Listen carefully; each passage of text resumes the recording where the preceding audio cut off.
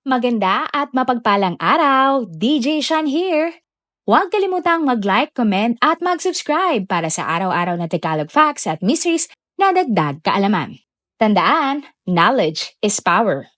Simula nang ipinakilala sa Pilipinas ang loto noong taong 1955, napakaraming mga Pilipino ang tumangkilik dito.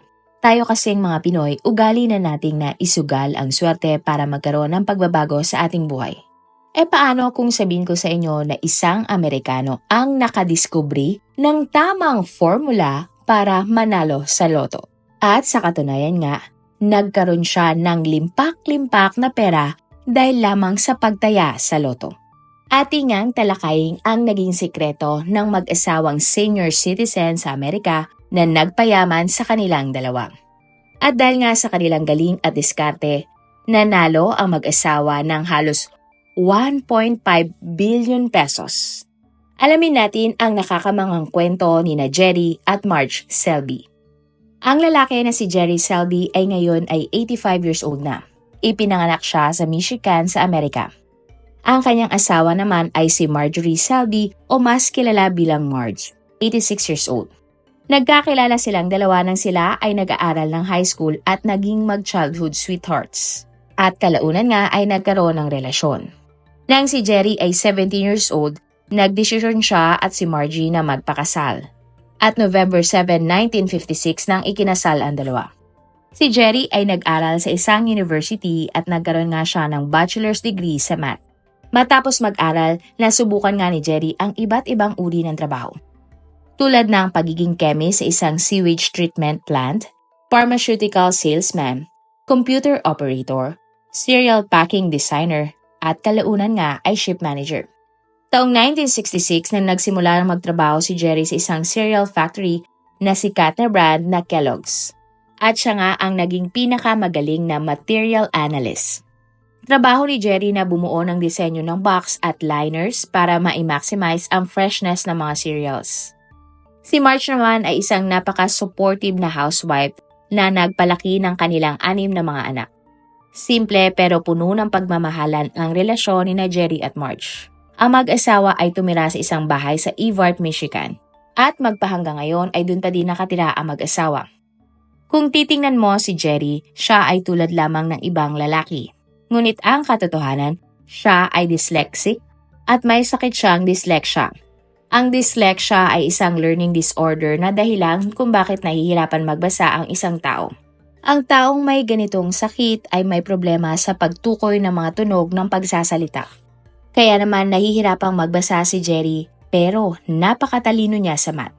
Napaka-advance nga ng level ng kanyang pag-iisip dito kaya nasasagot niya ang mga mathematical problems. Sa madaling salita, isang henyo si Jerry pagdating sa numero.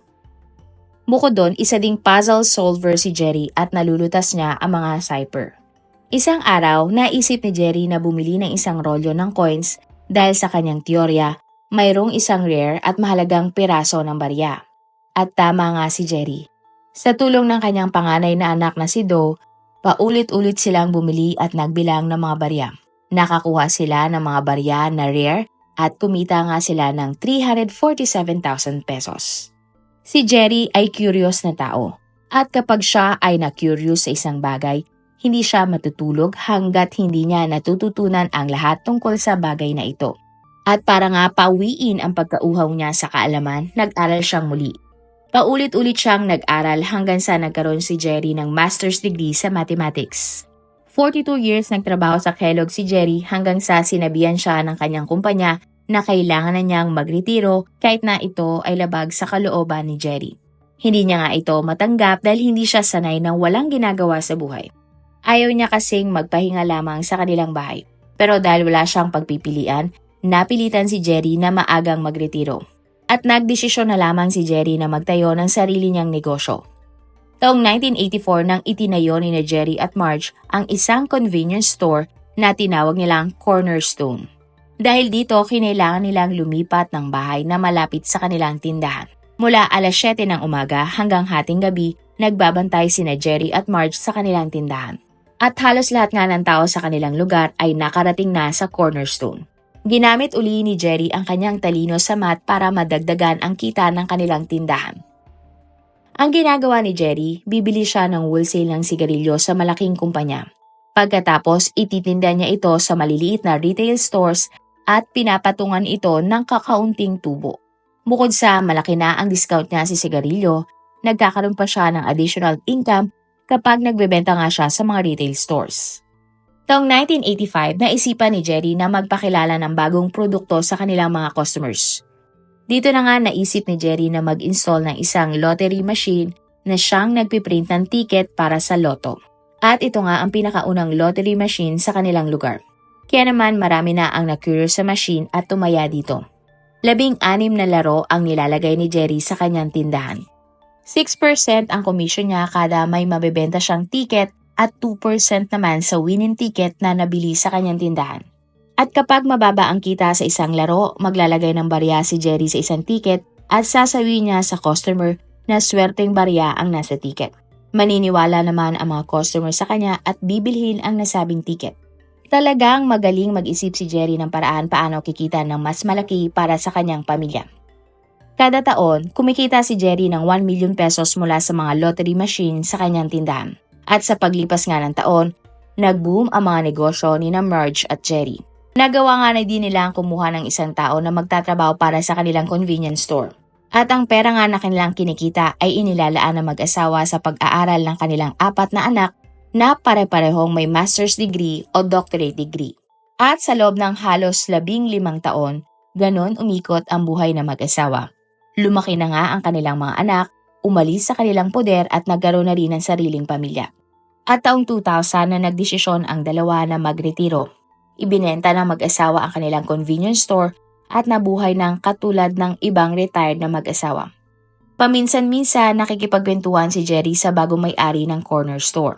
3 taong nga ganun ang setup ni Jerry. Hanggang sa isang araw ng taong 2003, nakaupo si Jerry sa corner store nang nabasa niya ang brochure sa bagong laro sa loto. Ang laro ay tinatawag na Windfall. At agad ngang nakuha nito ang atensyon ni Jerry nang basahin niya ang mechanics ng laro. Ang ticket ay nagkakahalaga ng 57 pesos isa at mula 1 hanggang 49, pipili ng 6 na numero ang manlalaro. Pagkatapos, ang Michigan Lottery ay pipili ng 6 na numero at kapag lumabas nga ang 6 na numero, ikaw ay mananalo nga ng jackpot. Kapag naman nakakuha ang mga manlalaro ng 5, 4, 3 at 2 numero mula sa kanilang mga ticket, mas bababa ang kanilang mga panalo. Pero bukod doon, may gimmick din ang laro ng loto na ito at tinatawag nga na roll down.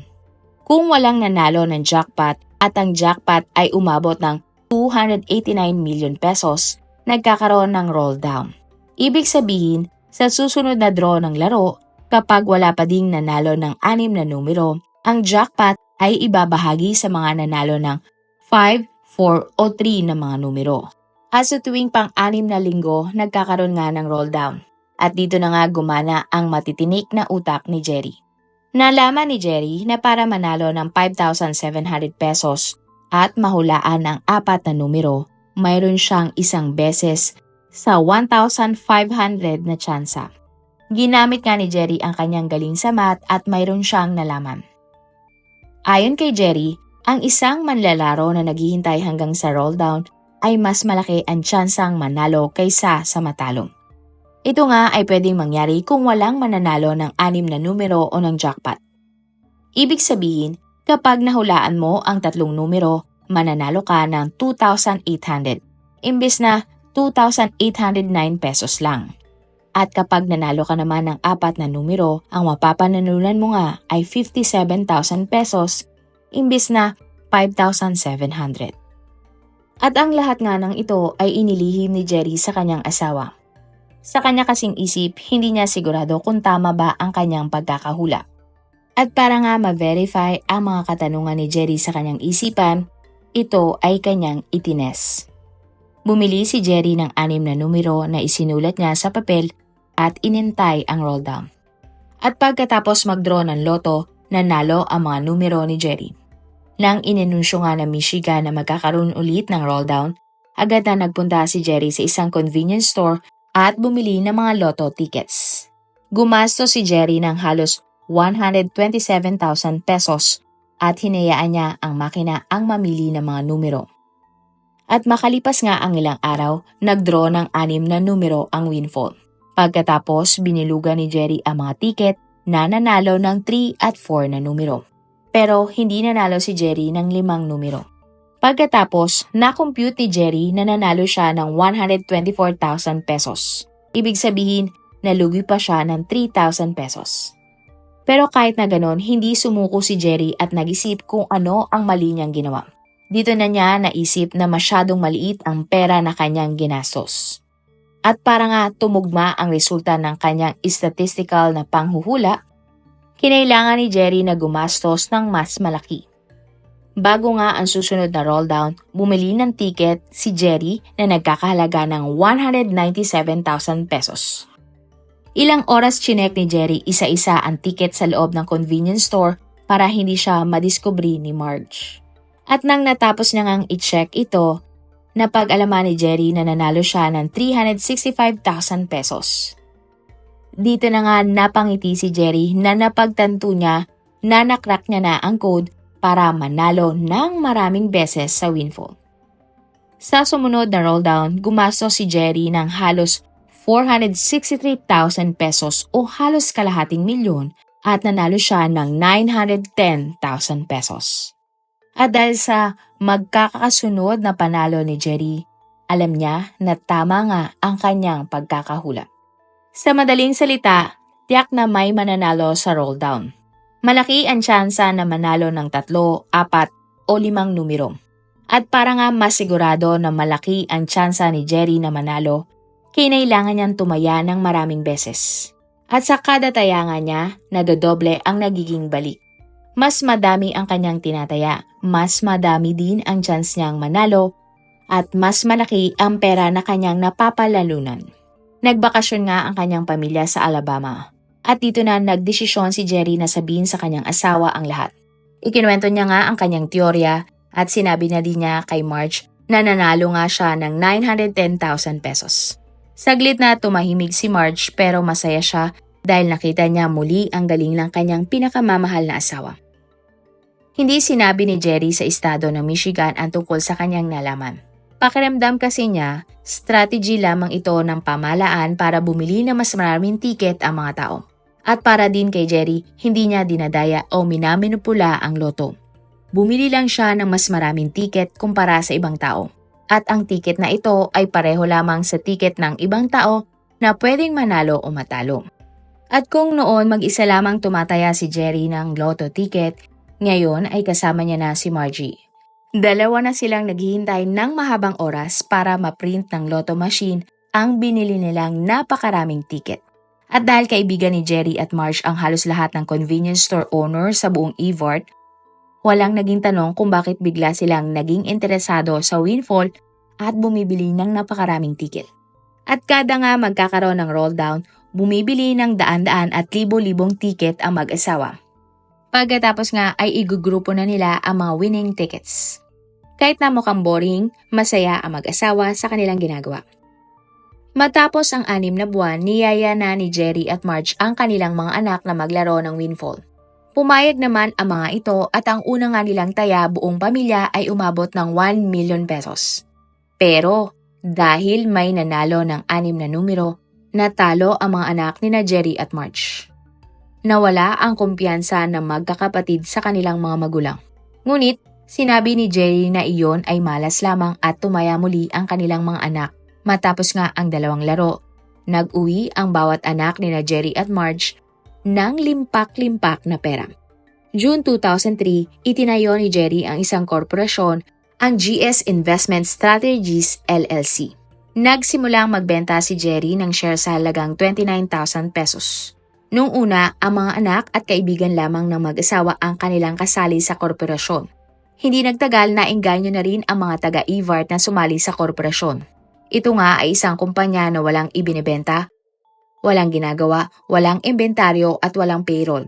At ang tanging negosyo lamang nito ay ang paglalaro ng loto. Sa madaling salita, nag-e-invest ang kanilang mga kakilala para ipantaya nila sa loto. At taong 2005, halos dumoble nga ang kita ng korporasyon. Sa una, ang kita ng korporasyon ay umabot nga ng 2.3 million pesos. Sa sumunod naman, kumita sila ng 4.6 million pesos.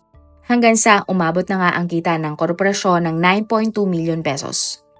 Mula nga sa kanilang mga kinita, bumili si Jerry ng mga silver at gold coins mula sa US Mint at inilagay ito sa 5 safety deposit box para sa kinabukasan ng kanilang pamilya.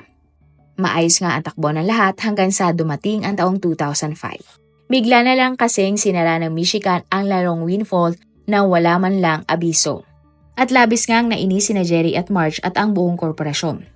Habang iniisip ni Jerry ang susunod niyang gagawin, nakatanggap siya ng email mula sa kanyang kaibigan. Ayon sa email, may laro sa Massachusetts na katulad ng mechanics ng windfall, ang cash windfall.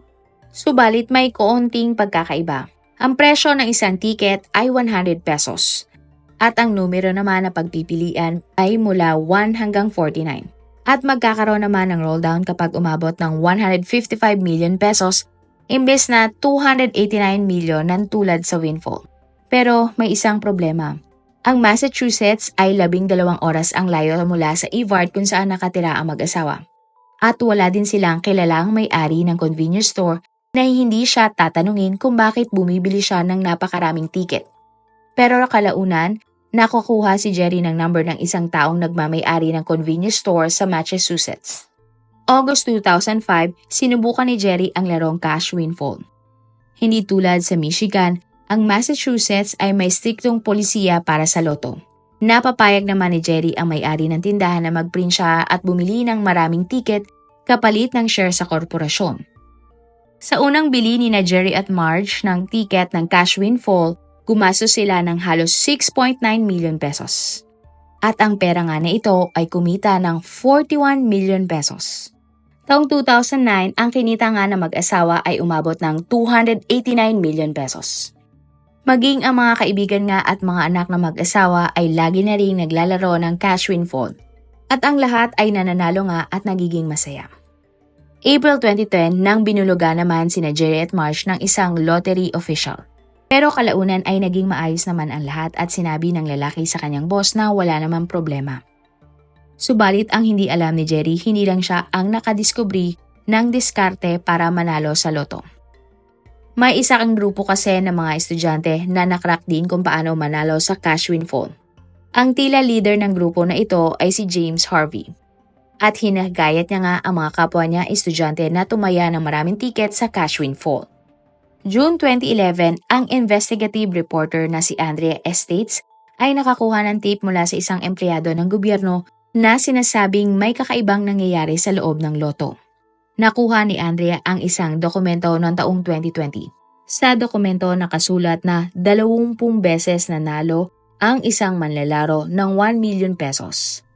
Nalaman niya din na ang kumpanyang GS Investment Strategies LLC ay bumibili ng libo-libong tiket mula sa tindahan na Billy's Beverages. Ang tindahan nga kung saan bumibili ng mga lotto ticket ang mag-asawang Jerry at Marge. At ito nga ang itinayong investment corporation ni na Jerry at Marge Salvi, kung saan ang kanilang mga investors ay pinopondohan ang kanilang pantaya sa loto. June 12, 2011 nang nagbiyahe nga papunta sa Billy's Beverages si Andrea bago ang rolldown. Nang pumasok si Andrea sa loob ng tindahan, nakita niya si Marge at ang may-ari ng tindahan na nagpiprint ng napakaraming lotto ticket. Tinanong ni Andrea si Marge ng ilang tanong pero tumanggi ito na sagutin ang kanyang mga katanungan. Kaya naman lumabas si Andrea ng tindahan at nagpunta sa isang diner, ang Jerry's Diner. Dito, nakita naman ni Andrea si Jerry na nagpiprint din ng napakaraming ticket at tinanong niya din to ng mga ilang katanungan. Pero tulad ni Marge, hindi sumagot si Jerry. Kaya naman umalis na lamang si Andrea sa nasabing lugar. At inisa-isa nga niya ang mga record ng mga lotohan at nadiskubre niyang may iba pang grupo na bumibili ng maraming ticket. Sinabi niya nga ito sa Massachusetts State Lottery pero tila wala silang naging pakialam. Hanggang sa dumating nga si Steven Grossman, ang bagong treasurer ng Massachusetts na siyang interesado sa report ni Andrea. Dito, napilitan ang mga opisyal ng loto na buwagin ang malalaking grupo na tumataya ng mga loto at sinuspindi nga ang lisensya ng 7 convenience store. Kabilang na nga sa mga nasuspindi ay ang Jerry's Diner at Billy's Beverages kung saan nga bumibili ng napakaraming tiket ang mag-asawa. July 31, 2011 nang lumabas sa dyaryo ang isang article na ang pamagat, A Game with a Windfall for Knowing a Few. Nang nabasa nga ito ng publiko, marami ang nagulat sa kwento na isinulat ni Andrea.